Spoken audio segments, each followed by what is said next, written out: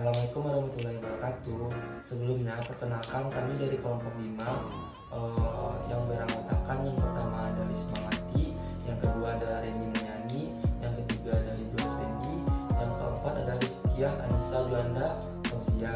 Di sini kami akan mempresentasikan hasil diskusi yang berjudul Uang dalam Perekonomian Islam. Definisi dan ciri-ciri uang. Uang adalah benda-benda yang disetujui oleh masyarakat sebagai alat perantara untuk tukar-menukar atau perdagangan. Ciri-ciri uang.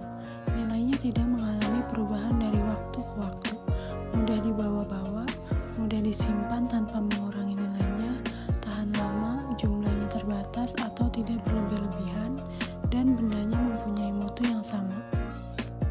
Hubungan uang dengan modal dalam perspektif ekonomi Islam. Dalam perspektif ekonomi Islam, uang adalah segala sesuatu yang diterima secara umum dan diterbitkan oleh lembaga keuangan yang berwenang sebagai media pertukaran dan pengukur serta penyimpan nilai. Uang dinar emas dan dirham perak sudah dipakai sebagai mata uang resmi sejak zaman Nabi Muhammad SAW. Konsep uang dalam ekonomi Islam. Konsep uang dalam ekonomi Islam sangatlah berbeda dengan konsep uang dalam ekonomi konvensional. Dalam konsep ekonomi Islam, konsep uang itu sangatlah jelas bahwa uang adalah uang. Uang bukan kapital. Berikutnya dengan konsep uang dalam ekonomi Islam tidak jelas. Selanjutnya, ekonomi makro dengan uang. Dalam ekonomi makro, uang bisa berupa sebagai ukuran harga, sebagai media transaksi, dan juga sebagai penyimpanan nilai. Selanjutnya ada perubahan fungsi uang. Yang pertama ada uang barang atau commodity money, dan yang kedua ada uang tanda atau kertas, token money, dan yang ketiga ada uang giral atau deposit money.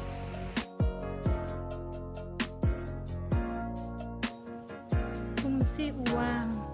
Uang sebagai perantara tukar-menukar. Dengan adanya uang, seseorang yang menginginkan suatu barang tidak perlu bersusah payah mencari orang yang memiliki barang tersebut dan menginginkan barang yang dimilikinya. Uang sebagai satuan nilai.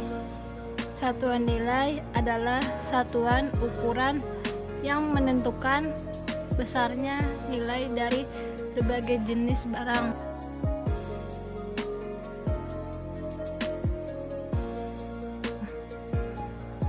Uang sebagai alat bayaran tertunda.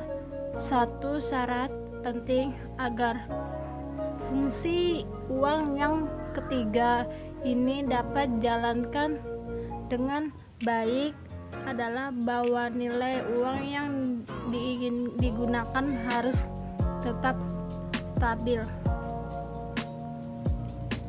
Uang sebagai alat menyimpan nilai. Uang ini juga merupakan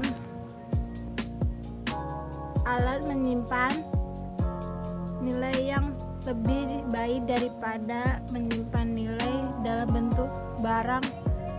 Ia tidak memerlukan biaya dan ruangan yang besar untuk menyimpannya.